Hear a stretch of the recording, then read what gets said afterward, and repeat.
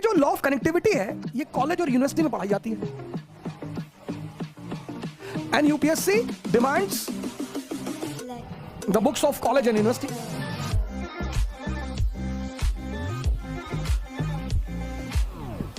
तो फिर एनसीईआरटी क्यों पढ़े? हाँ, नौकरी के पीछे भागे लोग ना।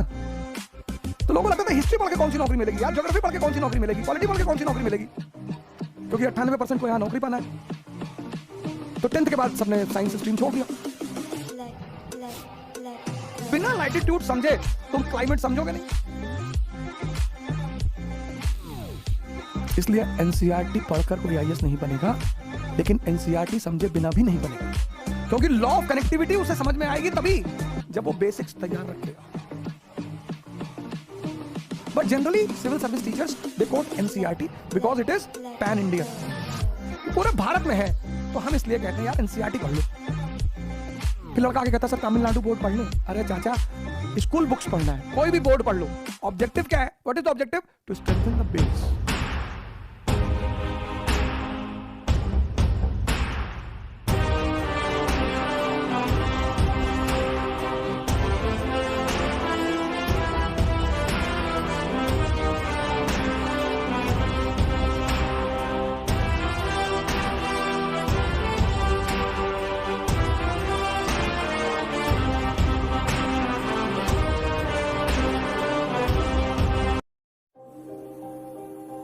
Preparation of IAS requires the understanding. Understanding depends upon connectivity, economy, polity, society, religion, ecology, environment.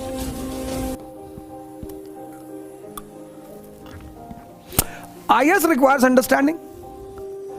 Understanding requires connectivity. समझना, बहुत बड़ा फॉर्मूला बताने जा रहा हूं। IAS requires understanding. Understanding requires connectivity. Economy, polity, society, religion, ecology, environment. ये सब human body के ऑर्गन है और सब इंटरकनेक्टेड है। सब they all are interconnected. अब ये जो लॉ ऑफ कनेक्टिविटी है ये कॉलेज और यूनिवर्सिटी में पढ़ाई जाती है। And UPSC demands the books of college and university.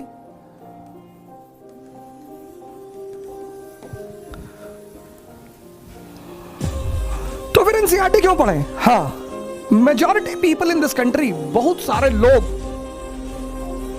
Humanities को क्लास 10th के बाद छोड़ दिया। इस देश में ह्यूमैनिटीज की कोई इज्जत, हिस्ट्री, ज्योग्राफी, पॉलिटी, नौकरी के पीछे भागे लोग ना। तो लोगों को लगता था हिस्ट्री पढ़ के कौन सी नौकरी मिलेगी यार, ज्योग्राफी पढ़ के कौन सी नौकरी मिलेगी, पॉलिटी पढ़ के कौन सी नौकरी मिलेगी, क्योंकि 98% को यहां नौकरी पाना है। तो 10th के बाद सबने साइंस स्ट्रीम छोड़ दिया, इंजीनियरिंग किया, मेडिकल पढ़ा, प्रोफेशनल कोर्स किया, एमबीए किया, फिर आ गए आईएएस में। और आईएएस पूरा इस पे बेस्ड है। पॉलिसी मेकर हो तुम, you are a policy maker, you have to know the condition of woman. अब वुमन की जो कंडीशन है अफगानिस्तान में और यूनाइटेड स्टेट्स ऑफ अमेरिका में, इसमें मेन फैक्टर क्या है? इकोनॉमी।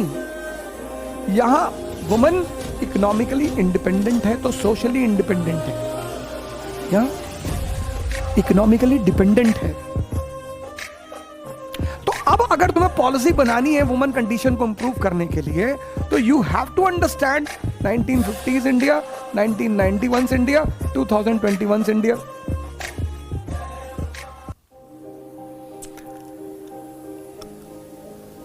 पर इसके लिए बेसिक्स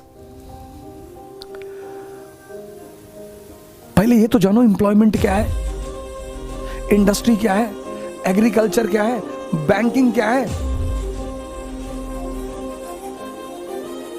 किसी भी कॉन्टिनेंट का क्लाइमेट समझने के लिए बस एक चीज जानना जरूरी है, लैटिट्यूड।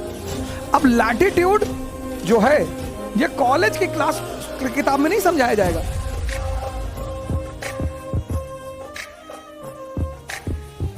ये स्कूल बुक में ही मिलेगा। तुम्हें पता है यूरोप का लैटिट्यूड कि यूरोप किस लैटिट्यूड में आता है, तो you will be able to assume यार ये क्लाइमेट होगा वहां पे। अफ्रीका इस लैटिट्यूड में आता है। अब बिना लैटिट्यूड समझे तुम क्लाइमेट समझोगे नहीं।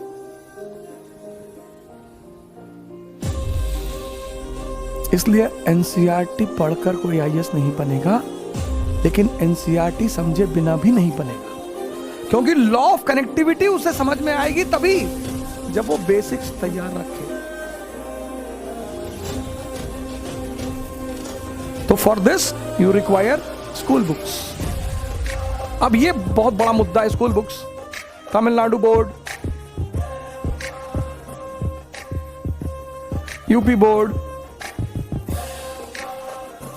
School books to strengthen your basics. तुम कहीं से भी पढ़ लो यार, but generally civil service teachers they quote NCERT because it is pan India. ये पूरे भारत में है, तो हम इसलिए कहते हैं यार एनसीईआरटी पढ़ लो। फिर लड़का आगे कहता सर तमिलनाडु बोर्ड पढ़ ले। अरे चाचा स्कूल बुक्स पढ़ना है, कोई भी बोर्ड पढ़ लो। ऑब्जेक्टिव क्या है? What is the objective? To strengthen the base.